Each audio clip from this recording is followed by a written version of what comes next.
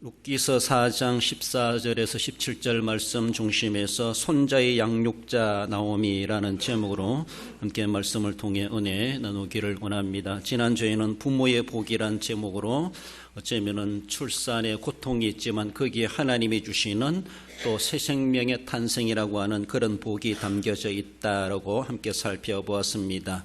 남자에게는 수고하고 땀 흘리는 징계를 내리시지만 그 징계 속에서도 하나님은 소산소출이 있게 하시는 또 생명을 유지할 수 있는 방편을 그렇게 허락하셨다는 것을 살펴보았습니다. 더 나아가서는 그렇게 이제 노후의 복까지도 하나님이 여겨주시고 내 시대뿐만 아니라 자녀 손에 이르기까지 그 복이 아름답게 연결되고 이어져가고 그런 부모로서의 또한 그런 책임을 신실하게 감당해 갈 때 단순한 수고와 고통만이 아니라 그것으로 주시는 하나님이 그렇게 담아주신 놀라우신 은혜와 복이 있다는 것을 살펴보았습니다. 그래서 열심히 일하고 열심히 자신의 본분을 잘 감당해 갈 때에 우리의 노후의 삶에서도 하나님께서 복 주실 뿐만 아니라 자녀 손에 이르기까지 하나님이 책임져 주신다는 것을 함께 살펴보았습니다. 오늘은 어쩌면은 나오미가 자기 손자 오벳을 양육하는 말씀을 배경으로 생각해 볼 때 이전에도 말씀드렸던 것 격대교육이란 말을 하게 됩니다. 격대란 말은 격이란 말은 사이를 띠다 떼다 이런 말이죠. 대라는 또 대신할 대자인데 한 세대를 건너 대신하여 가르친다 이런 말을 가지고 있습니다. 그래서 어쩌면은 할아버지가 손자를 교육한다 이런 한 세대를 뛰어넘어서 그렇게 교육하는 것을 격대교육이다 그렇게 말합니다.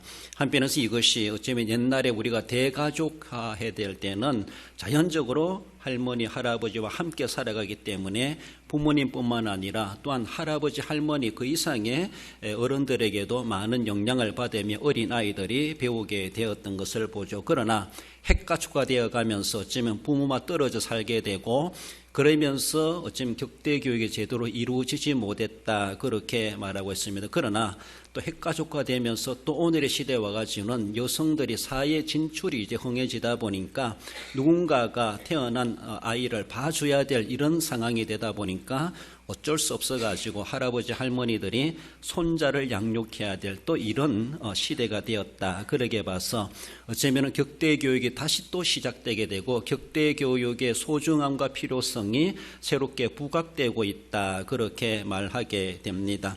아무튼 시대상이 어떠하든지 간에 위에 어른들로부터 인생을 배우고 신앙을 배우고 또 여러 가지 삶을 배운다는 것이 얼마나 귀한 일인가라는 것을 우리는 생각해 볼 때 오늘 이 시대도 그것이 어쩌면은 자녀손들 다르게 보면은 다음 세대들을 양육함에 있어가지고 꼭 필요한 교육의 방법 중에 하나가 격대교육이다 그렇게 말하게 됩니다.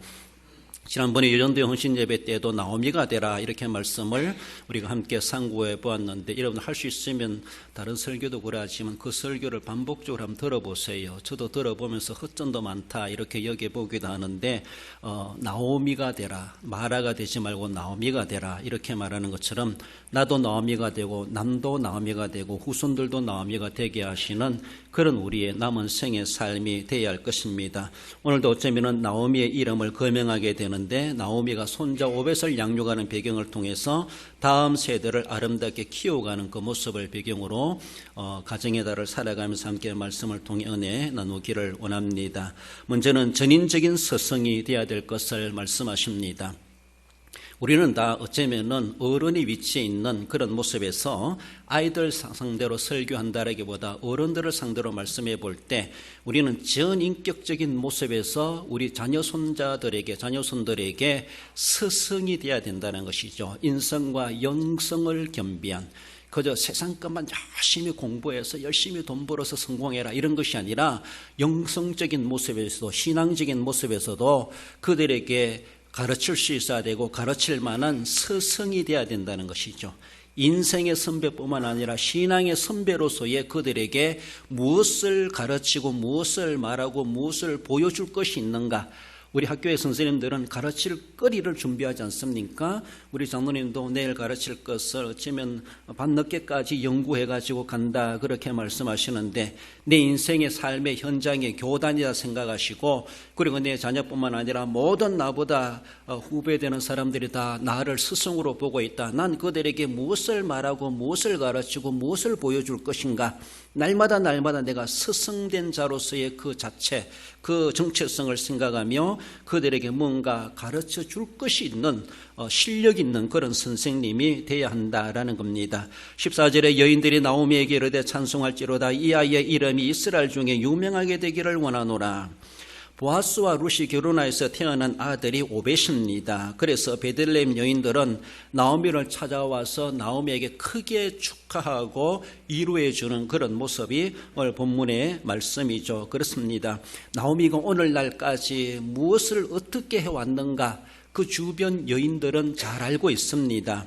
어려움을 겪었고 힘든 삶을 살아왔고, 이렇게 손자를 품에 안기까지 그가 지난 세월이 얼마나 되는지 알 수 없지만 그 기간 동안에 속된 말로 산전수전 겪어가고, 그리고 남편 두 아들을 보내고 청산가부가 되어 어쩌면 이렇게 헐헐단신으로 돌아온 것처럼 이러한 모습에서 다시 가정을 이렇게 온전하게 반듯하게 세워놓고 손자를 품에 안기까지 이 나오미가 어떤 고난의 삶을 살아왔는가, 주변 사람들이 정인입니다. 그걸 잘 알고 있는 그들이 찾아와 가지고 그렇게 참 축하해주고 위로해주고 함께 기뻐해주는 그런 모습을 보여주고 있습니다. 그렇습니다. 나오미도 손자 오벳을 안고 품에 안고 지나간 날들을 회상해 볼 때 하나님 앞에 얼마나 감격스럽게 찬송하며 감사하며 그 손자를 품에 안으면서 하나님이 주신 내 아들이다 라고 하며 얼마나 감격스러워 했겠는가라고 말해볼 수가 있습니다.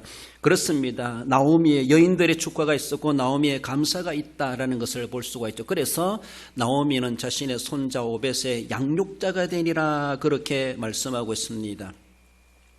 프랑스의 작가 베르나르 베르베르라고 하는 그런 작가는 그런 말을 했다 그래요.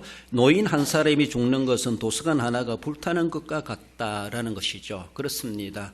노인 한 사람, 단순히 우리가 나이 든다고 해서 노인 된다라기보다 나이 들기까지 살아가시면서 그 노인은 얼마 전까지만 해도 이 사회의 중추적인 인물이었고 그 사회 그 분야의 전문가로 사회 구성원으로 살아온 사람들입니다.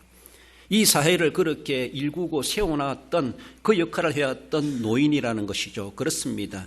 그래서 그 노인들이 가진 지식이나 지혜는 하루아침에 이루어진 것이 아니라 그들의 인생만큼이나 인생 연륜만큼이나 그래 쌓아온 것이고, 노인의 머리와 가슴에는 개인과 가정의 역사가 저장되어 있다 그렇게 말합니다. 얼마 전까지만 해도 실무진에서 그렇게 전문가로 활동했던 분들입니다. 이제 나이 들어서 은퇴하고 노인이 되고 손자를 보고 그런 가운데 바라볼 때 정말 남들이 볼 때는 세상에 부담스러운 그런 존재같이 보이지만은 베르나르가 그렇게 말하는 것처럼 노인 한 사람이 얼마나 귀중한 존재인가. 하나의 도서관만큼이나 그들은 그만한 지식과 인생과 모든 역사와 사회를 문화를 품에 안고 있는, 저장하고 있는 도서관과도 같다 그렇게 말한다는 것이죠. 그래서 노인 한 사람이 죽는다는 것은 도서관 하나가 불타 없어져 가지고 없어지는 것과 똑같다는 것이죠. 얼마나 큰 손실인가 손해인가라고 하는 것을 말씀합니다. 그만큼 그 노인들은 이 사회의 보물고와도 같다, 보물창고와도 같다 그렇게 말하고 있습니다. 그런 보물, 인생의 보물을 가지고 있는 이 노인들, 그 노인들이 자신의 손자를 품에 안았을 때 그들에게 무엇을 남겨주고 무엇을 전해줄 수 있겠습니까?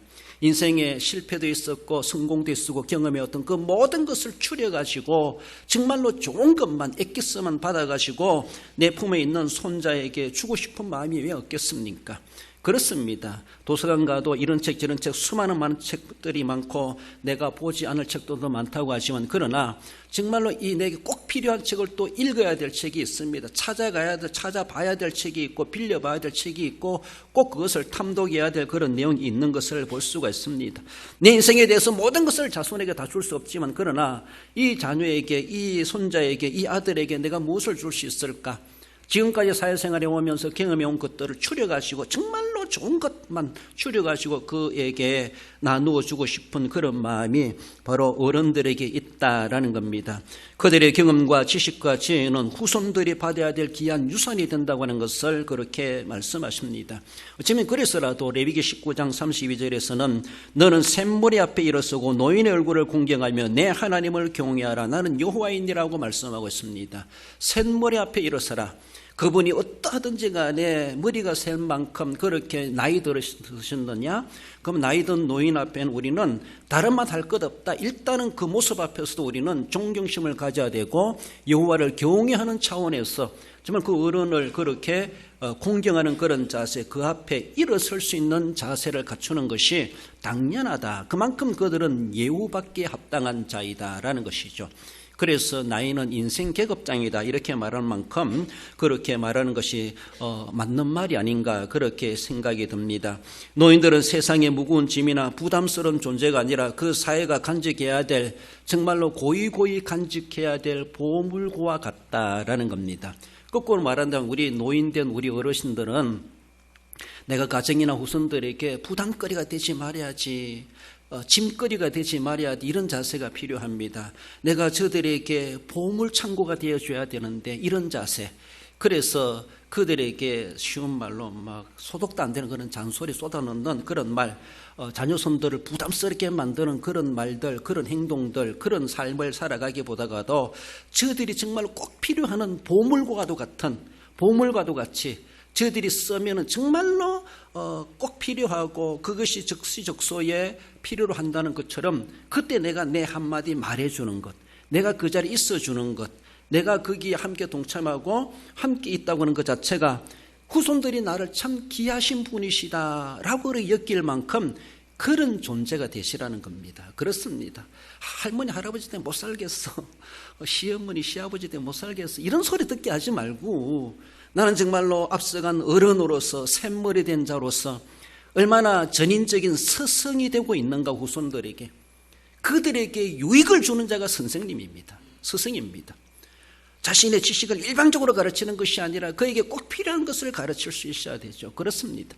그 상황에 대해서 경험해온 자로서의 적당한 합당한 경우에 합당한 말을 해줄 수 있어야 되고 쓸데없는 소득없는 말들 하지 말고 말을 하든지 자리에 있든지 식탁의 교제를 나누든지 가족의 모임을 가지든지 어른들은 항상 나는 전인격적인 인생적이고 신앙적으로 저희들에게 부끄러웠는 스승이 돼야지, 이런 자세 속에서 항상 자손에게 부끄럽지 않게 살아가기를 애쓰고 그들에게 말 한마디라도 선생님이 해주는 말처럼 효력 있는 효과 있는 그런 선생이 되어야 할 것이다. 나오면 어쩌면 자기의 손자 오벳에게 진짜 그런 스승이 되지 않았겠는가라고 하는 것을 충분히 말해볼 수가 있습니다.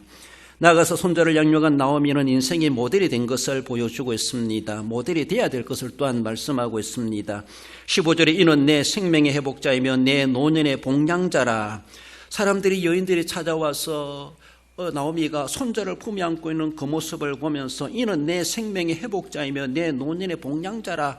주변 사람들이 그렇게 칭찬해 주는 소리이고 덕담을 나눠주는 그런 말입니다. 그렇습니다.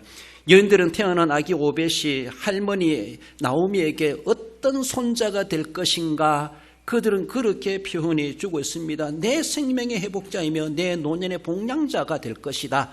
아마 그 손자는 나오미 자기에게 그런 손자가 될 것이다 라고 하며 의미심장한 말을 그렇게 던져주고 있습니다. 그렇습니다. 그러므로 우리는 나이 들면서 점점 나약해져 가고 병약해질 수밖에 없는 우리 모습들인데 내게 내 생명의 회복자가 있고 내게 복량자가 있다고 하는 것이 얼마나 귀한 것인가. 나이 들면서 점점 추해질 수밖에 없는 연약해질 수밖에 없는 우리의 모습들, 늙어져가고 쇠어져가는 것은 너나 나나 모든 인간들이 겪어가야 될 하나의 과정일 수밖에 없습니다. 그러므로 모든 사람들이 쇠어져가는 것들이 바로 에덴 동산 재짓기 전에는 그런 일이 없었는데 재짓고 나서 범죄한 인간들에게는 늘 쇠퇴해져가고 추해져가고 쇠해져가는 것이 어쩌면 또 하나의 하나님이 인생해 주신 질서이기도 하다라는 것이죠. 하나의 죄의 결과로 주어지는 징벌 중에 하나이기도 하면서도 또 우리에게 주신 하나의 순리이기도 하고 질서이기도 합니다. 그래서 내가 이제 나이 들었는가 보다, 내가 이제 더 나약해지는가 보다, 내 인생이 점점 끝이 다가오는가 보다, 늘 이런 생각을 우리는 추하게 생각하기보다 긍정적으로 받아들이고, 하나님이 인생에 주신 그 순리에 내가 그렇게 이제 응해 가는가 보다 그것을 실감하게 되는 것을 볼 수가 있습니다. 그러면서 더욱더 지난 날들을 돌아보면 난 하나님 앞에 너무나 연약한 존재입니다. 난 하나님 앞에 죄인일 수밖에 없습니다. 하나님의 은혜 없이는 내가 이 노년의 삶을, 연약한 삶을, 병약한 삶을 내가 이겨낼 수 없습니다. 그러면서 하나님 앞에 내 마지막 인생도 추하지 않도록, 그리고 내 젊은 시절뿐만 아니라 내 노년의 삶에도 후손들에게 인생으로서의 모델이 되게 해주시옵소서. 늘 그런 자세, 늙으면 늙은 그 자세 그 자체에서 그들의 후손들에게 풍겨줄 수 있는 거룩한 것들, 아름다운 것들, 향기로운 것들이 있습니다. 젊은이들이 노인들에게 젊은이처럼 활동하세요 요구하지 않습니다. 그렇게 일하세요, 힘쓰세요 요구하지 않습니다. 노인은 노인답게 인생의 삶을 고상하게 살아가는 그 모습을 원합니다. 뭔가 열심히 일해가지고 돈 벌어오라 말하지 않습니다. 그만큼 활동하라고 말하지 않습니다. 요구하지 않습니다. 이 젊은이들이 노인들에게 요구하는 그 모델은 진짜 노인이면 노인답다운 모습을 보여달라는 것이죠. 자기들도 늙어가고 그런 인생이 있겠지만은 그 앞서가시는 어르신들을 보면서 나도 저렇게 늙어가면 좋겠다라고 할 만큼 그런 인생에 앞서가는 자로서 모델이 되시라는 것이죠. 내가 하는 이 모습 이대로 내 아들도 내 딸도 내 며느리도 또 그렇게 따라하겠지라고 하시면서 절대로 부끄럽지 않는 발자취, 부끄럽지 않는 삶을 살아가야 되죠. 내가 행한 대로 내 후손들이 그대로 따라올 것이다. 우리는 그렇게 생각할 수 있어야 될 것입니다. 더 나아가서는 격대교육 차원에서 바라볼 때 내가 오늘날에 이제 할아버지 할머니들이 손자를 품에 안고 양육하는 이러한 일들이 있게 되는데, 내가 키운 손자에게 할아버지 할머니로서 정말로 다 큰 손자에게 한마디 듣고 싶은 답이 있다라면은 그 손자에게 무슨 말을 듣고 싶습니까? 내가 그 핏덩이 때부터 품에 안고 키워왔던 그 손자가 다 컸어요. 다 커가지고 뭔가 이제 인식을 하고 있는 그때에 할아버지 할머니 찾아와가지고 뭔가 한마디를 해줄 수 있다라면은 난 손자에게 무엇을 듣고 싶습니까? 일반적인 모습에서 저도 할아버지 할머니처럼 멋있는 인생을 살고 싶어요. 이런 말 한마디. 나를 키워준 그 할아버지 할머니에 대해서 고마워하며 나도 할아버지처럼 되고 싶어요. 나도 할머니처럼 살고 싶어요. 이런 마음. 다르게 어떤 구사의미를 다 밝히지 않아도 딱 줄여서 말해본다. 나도 할아버지 할머니처럼 되고 싶어요. 이런 모습들. 나 할아버지한테 인생을 배우고 싶어요. 할머니를 내 인생의 모델로 삼고 싶어요. 이런 모습들, 그런 영향을 끼칠 수 있다면 얼마나 좋겠는가. 그런 정말로 할아버지 할머니로서 부끄럽지 않는 자리를 지켜가고 있다라고 볼 수 있습니다. 만약에 손자에 난 할아버지처럼 절대로 안 살 거예요. 할머니처럼 난 절대로 저렇게 안 할 거예요. 만약 이렇게 된다면은 모델이 되지 못한다는 겁니다. 모델이 되지 못한다는 거예요. 딴 할아버지, 딴 할머니를 찾을 거예요. 그러면은. 난 인생의 모습에서 내 후손들에게 어떤 모델이 되고 있는가를 우리는 분명히 생각해야 돼요. 내가 그를 키우면서 품에 안으면서 나오미가 오벳을 품에 안으면서 무엇을 노래를 불러주었고 무슨 기도를 했고 무슨 영향력을 끼쳐갔고 무슨 냄새를 풍겨냈겠는가, 그에게 무엇을 교훈했겠는가. 정말 우리는 생각해 볼 수 있어야 할 것입니다. 아이들이 자라나면서 조부모가 있다는 것은 긍정적인 면이 많습니다. 그러나 오늘날에 와서 격대교육이 좀 부정적으로 연결되는 것은 엄마 아버지가 아이들과 몸으로 떨어져 있으면서 시간 날 때마다 찾아가서 할머니 할아버지 맡겨놨으면 좀 그렇게 주말이라 찾아가서 만나야 되는데 안 가고 전화로 한다는 거예요. 잘 있지? 엄마 할아버지 할머니 말씀 잘 들어. 랜선 교육을 한다는 거예요. 랜선 교육. 그러니까 온라인을 통해서 문자로, 전화로, 핸드폰으로 화상 채팅하면서 이 교육하지 말라고 오늘날에 유명한 분들이 그렇게 말하고 있어요. 부모로서의 어쩌면은 할아버지 할머니에게 맡겨놓고 격대교육은 이루어질지 모르지만은 그게 부정적인 일이 뭔가 하면은 이 아이의 심령 속에 내 인생에 가장 소중하신 분은 부모님이 아니구나, 이런 인식이 들 수 있다는 거예요. 그래서 할아버지 할머니만 알고 부모님 와도 엄마 아빠 쳐다보지도 않고 왔다 할지라도 별로 속된 말로 핏줄이 땡기지 않는 거리감을 느끼는 아이들이 될 수가 있다는 것이죠. 이것이 하나의 부정적인 일이 있다는 거예요. 그것을 우리는 극복해내면서 격려교육을 할 수 있어야 됩니다. 그리고 할머니 할아버지도 나보다도 너가 소중하게 여겨야 될 존재는 너의 엄마 아빠다라는 것을 심어줄 수 있어야 된다라는 겁니다. 그래서 자녀 아이들이 부모님과 떨어져 살아가면서 부모님의 존재에 대해서 존엄성을 느끼지 못하고 부모가 그렇게 내 인생에 필요하신 분이구나 별로 안 느낄 수 있다는 것이죠.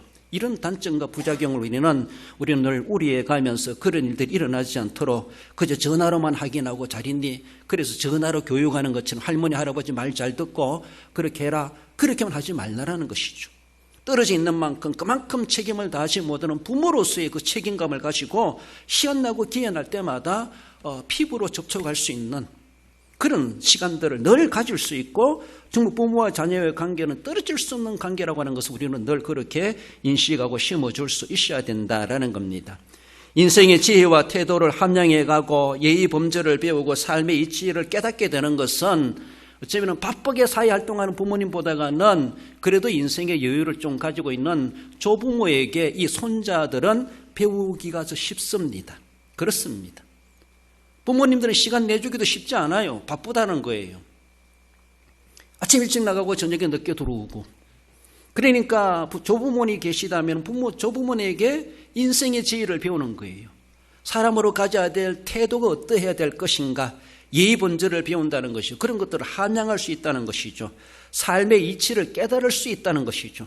남이 해줄 수 없는 그 가족관계 속에서 손자를 그렇게 아름다운 영향을 끼쳐갈 수 있는 조부모가 될 수가 있다라는 것이죠. 우리나라의 조선 중기 선비 이문권이라고 하는 이분은 어쩌면 약 15년간 손자를 양육하는 양육 일기를 썼다고 해요. 그래서 그것이 우리나라의 가장 오래된 육아일기다라고 하며 양아록이라고 하는 그런 책이 있다 그렇게 말하고 있습니다.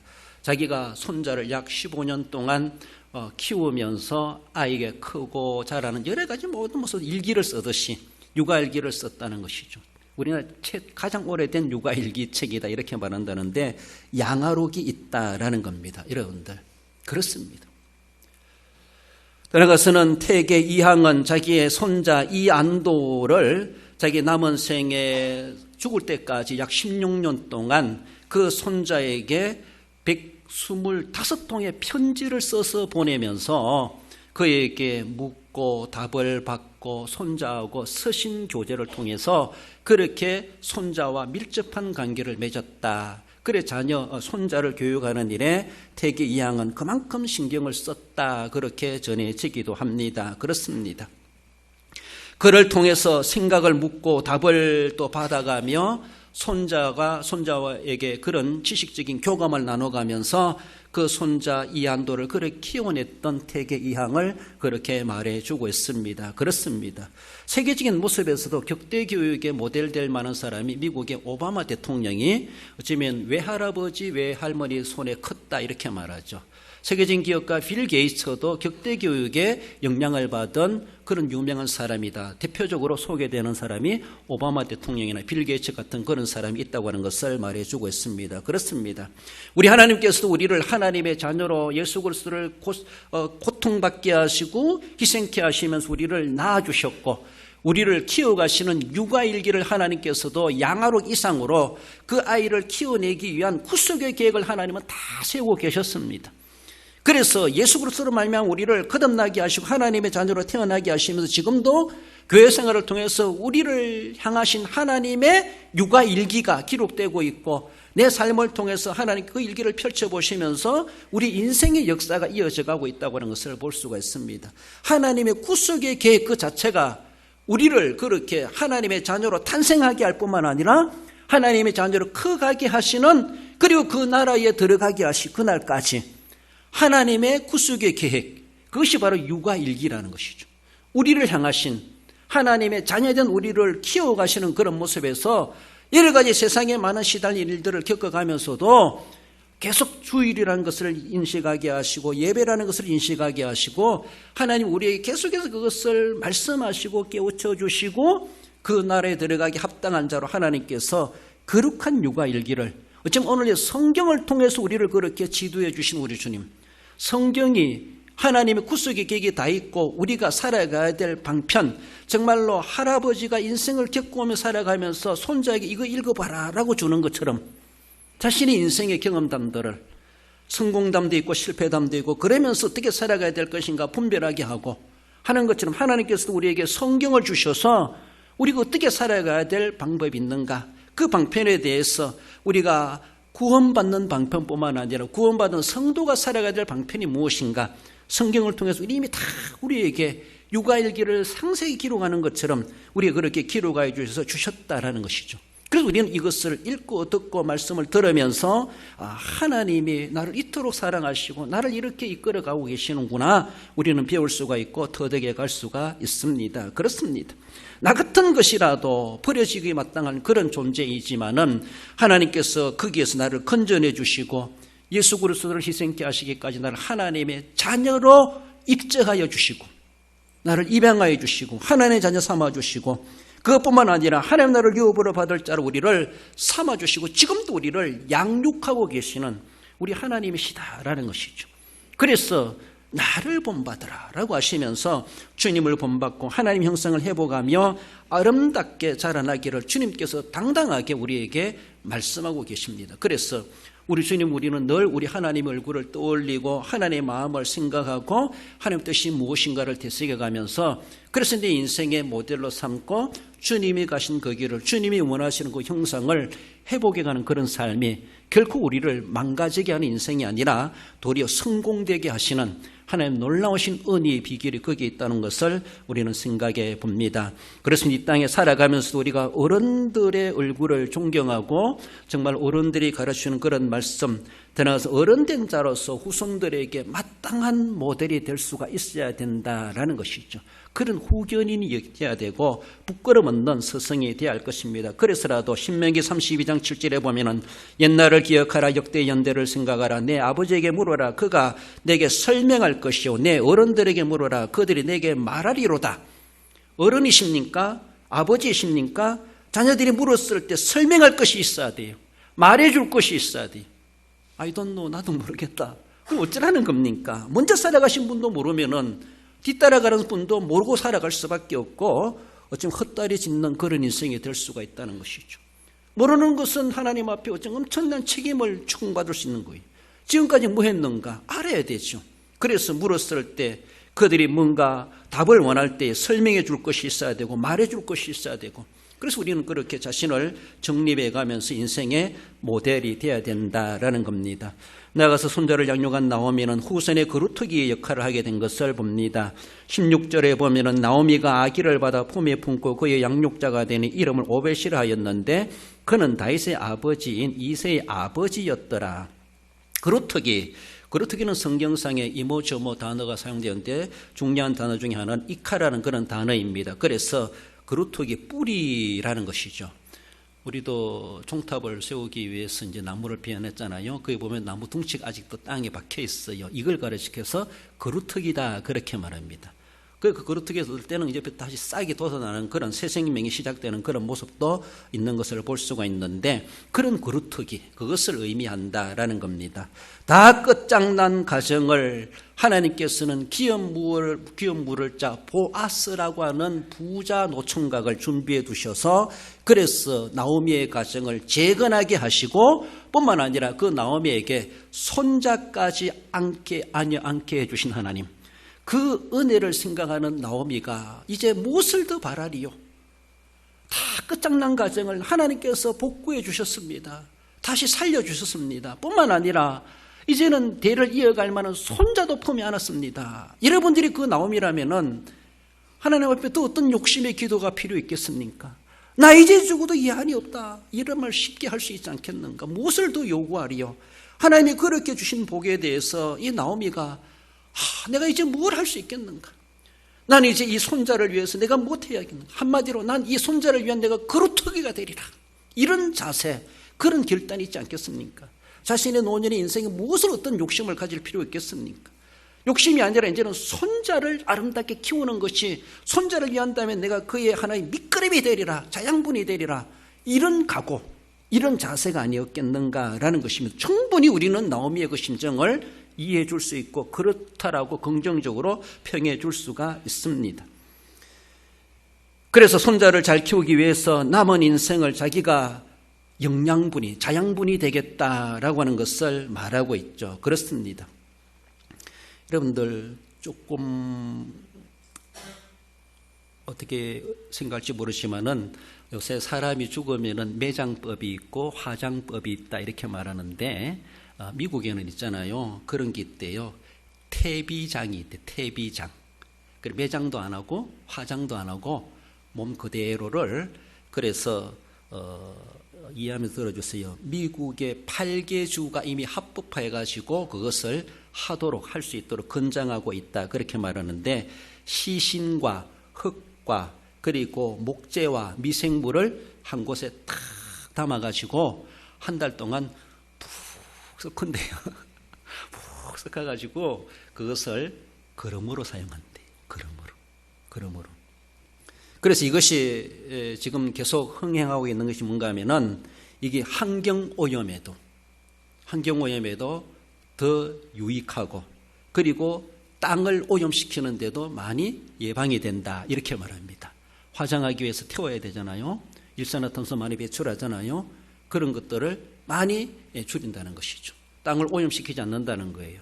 하나의 거름으로 삼는다는 거예요. 어떤 사람은 화장해가지고 수목장한다, 나무 밑에 심는다는 건 그렇게 땅에 묻는다는 것인데, 어떻게 보면 생소한 그런 화장 문화다 보니까 우리가 조금 거부감이 있기도 하고, 더 나아가서는 종교단체에서는 인체 시신 존중에 대한 것에 대해서 거부 반응을 많이 보이고 있다 그렇게 말하는데, 어쩌면 앞으로 대세가 태비장이 유행이 되지 않겠는가 그런 생각도 해봅니다. 그래요. 어쩌면은 오늘 본문의 나오미는 자기가 자기의 손자 오벳을 위해서, 내가 너라고 하는 나무를 키우기 위해서 내가 태비가 되어줄게, 내가 한 줌의 흙으로 돌아갈게, 너를 위한 내가 거름이 되어줄게, 자양분이 되어줄게, 남은 생에 자기 하고 싶은 게 그런 마음이 있지 않겠는가? 적어도 그런 은혜와 복을 경험했던 나오미라면은 그런 각오는 할 수 있어야 되죠. 내가 인생에 무슨 낙을 누리기요? 이제는 내 낙이라고 하는 것은 내 손자가 잘 크도록 위해서 내가 그를 위한 거름이 되는 것, 그를 위한 자양분이 되는 것, 내 몸이 썩어서 너에게 영양가가 된다라면은 내가 기꺼이 태비가 되어줄게, 이런 자세가 남은 생의 삶이 살아있는 태비 노릇을 하지 않았겠는가 그렇게 볼 수가 있습니다. 그래서라도 마태복음 1장 5절 6절에서도 보아스는 룻에게서 오벳을 낳고 오벳은 이새를 낳고 이새는 다이당을 낳으니라. 단순으로 오벳으로 끝나는 것이 아니라 이새를 낳고 다이당이 나오고, 더 나아가서는 예수 그리스도가 나시니라. 놀라운 족보가 이어져 가는 것을 볼 수가 있죠. 여러분, 오벳이란 말은, 오베드란 건 히브리 말인데 아바드의 말에서 유래됐습니다. 아바드란 말은 섬기는 자, 예배자 이런 말입니다. 그래서 이 여인들이 오벳이라 이름 지은 것은 너의 나오미의 양육자가 될 것이다 이런 의미에서, 그래서 나오미를 섬기는 자가 될 것이다 이런 모습에서 오베도 이렇게 이름을 지은 거예요. 좀 신앙적으로 보면은 그는 예배자이다, 하나님을 섬기는 자이다, 아바드 이런 의미를 가지고 있습니다. 조부모의 양육에 고마워하면서 섬기기를 다하고 조부모에게 전수받은 하나님의 신앙을 간직하며 나오미가 섬긴 하나님을, 자기도 하나님을 그렇게 섬기게 하겠다라고 하는, 섬기는 자라고 하는 그런 의미로 오벳이라는 이름이 그렇게 정해졌다 그렇게 말합니다. 그만큼 하나님을 섬기는 자로 자기 품에 있는 손자를 나오미가 그렇게 양육하지 않았겠는가 충분히 우리는 인정해 줄 수가 있습니다. 메가드 장군은 그렇게 말했다고 해요. 이제 고별 연설을 하면서 의해서 노병은 죽지 않는다, 다만 사라질 뿐이다 이런 말이에요. 이 말에 빗대서 말해볼 때 노인은 죽지 않는다, 다만 흙으로 돌아갈 뿐이다. 누구를 위해서? 후손을 위해서 한 점의 흙으로 돌아갈 뿐이다 라는 것이죠. 그렇습니다. 나도 노병으로서, 노인으로서 난 죽는 것이 아니야. 난 후손을 위해서 한 줌의 걸음으로 돌아가는 것이야. 계속 나는 살아있다는 것이죠. 후손 속에 살아있다는 것이죠. 후손과 결별하는 것이 아니라 후손 속에 살아있는 자로서의 후손을 위한 한 줌의 흙으로 돌아갈래. 이런 자세, 이것이 우리에게 필요하다라는 겁니다. 이사야 6장 13절에 보면은 밭나무와 상소리 나무가 배임을 당하여도 그 그루터기는 남아있는 것 같이 거룩한 씨가 이 땅에 그루터기니라 하시더라. 그렇습니다. 결국 진정한 우리의 새 생명을 움돋게 하는 그루터기는 예수 그리스도께서 우리의 그루터기가 되어주셨습니다. 나를 한 생명을 탄생케 하기 위해서 예수님은 기꺼이 태비장이 되었습니다. 기꺼이 나를 위해서 십자가의 처참한 제물이 되었습니다.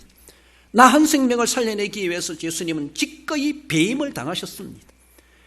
끝장난 것 같지만 그러나 거기에서 부활의 소망을 새싹에 돋아나게 하셨고 우리들 하여금 다시 새로운 거목에 거하게 할 수 있는 자들로 우리 주님께서 이 땅의 그루터기로서의 그 사명을 신실히 감당하셔서 우리 같은 것이라도 하나님의 자녀로 태어나게 하셨다라는 것을 우리는 생각해 볼 때 내가 하나님의 교회, 우리 대한교회에 내 후손들에게 내가 그루터기가 되어줄래. 교회가 부흥된다면, 교회가 잘 된다면 내가 한 줌의 흙으로 돌아갈 수 있다. 내가 이제 무슨 여한이 있으리요.